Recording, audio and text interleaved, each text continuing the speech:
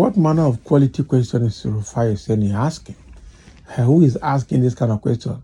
And what was the case about? We need to dive into details before we presume or assume. Okay. So now the writer is saying, before now, I had vowed never to write anything on Arise News channel.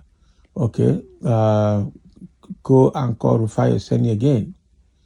Not because the ink of my idea pen got dried, but his controversial conduct on air, but simply because some caged-minded individuals are beginning to see it as if I have something personal against him.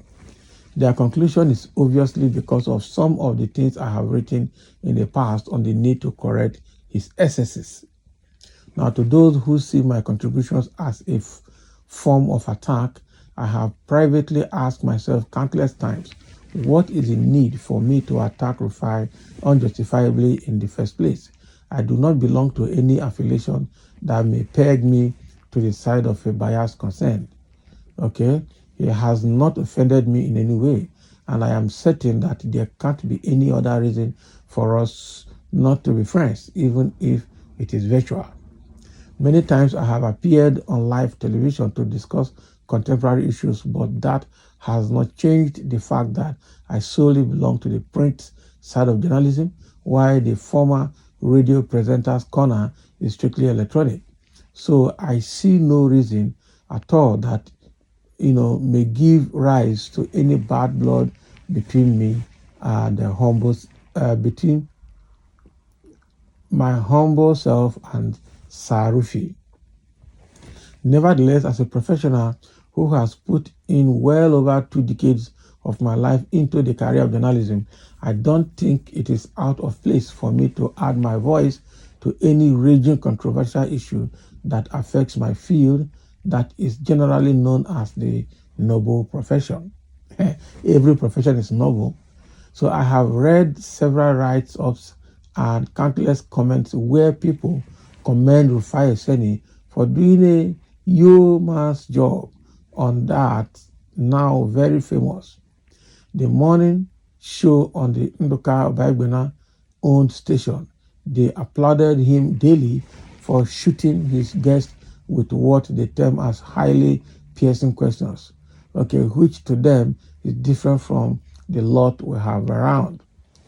Now, some even say if anyone doesn't want to be rattled, the person should never dare to honor an invitation to appear on the Arise Morning show, because Emperor Omode Pick Peters Rufai Oseni is loaded with otter, which is bullet-laced questions that could sink the person in no time.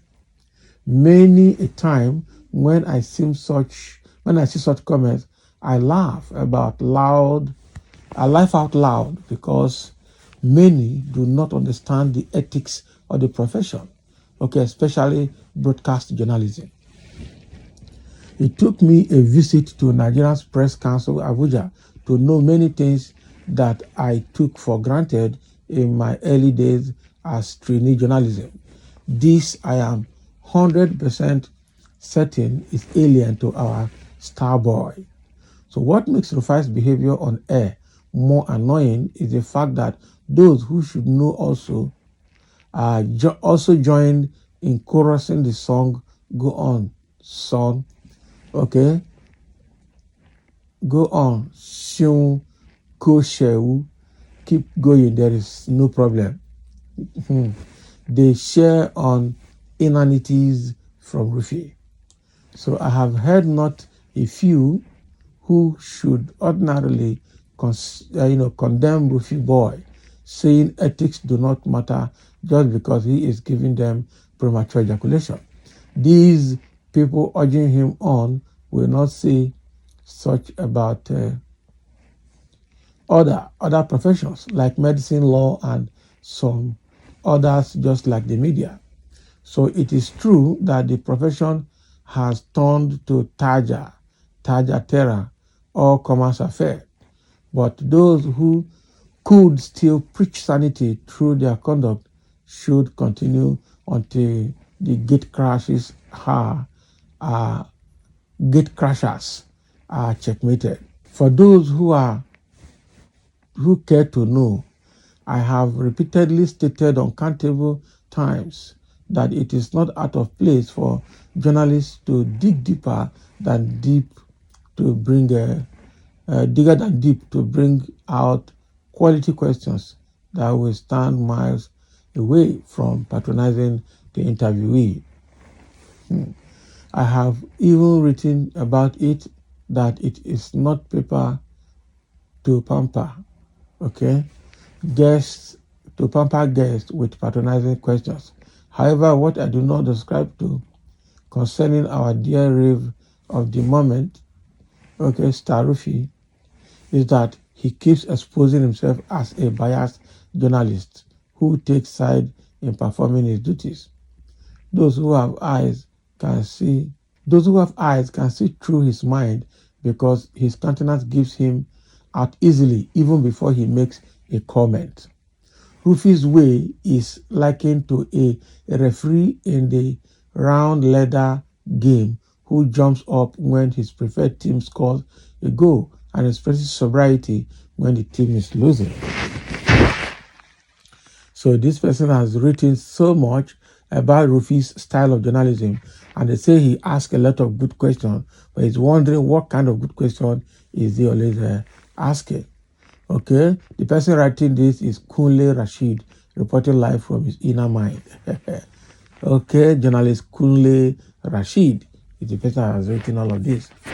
And let me see, there are a few comments here. I know there will be comments for and against his views. Someone said, until they push the guy, Starboy, to the dungeon, a dog that will get lost in an hunting expenditure, okay, won't listen to the whistle of the hunter. Don't mind the mad people around him. They will soon push the idiot to the promised land. Which are the promised land? Someone said that is your headache.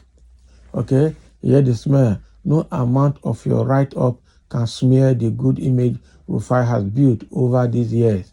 The guy is actually fearless person. He will give it to you the way you want it. Okay? Someone said because he is LP speaker. He's not LP speaker in any way. All right. So Oseni is not a journalist. They purposely put him there for the election. Watch out anytime Labour Party. Okay. So what are you saying? Anytime Labour Party were there, he will feel very happy and relaxed sharing jokes throughout. But when an opposition party is there, he turns lion. Okay. That is the way they see Rufai Oseni to be. But the guy is asking questions that Nigerians have in their mind, but are not able to ask publicly.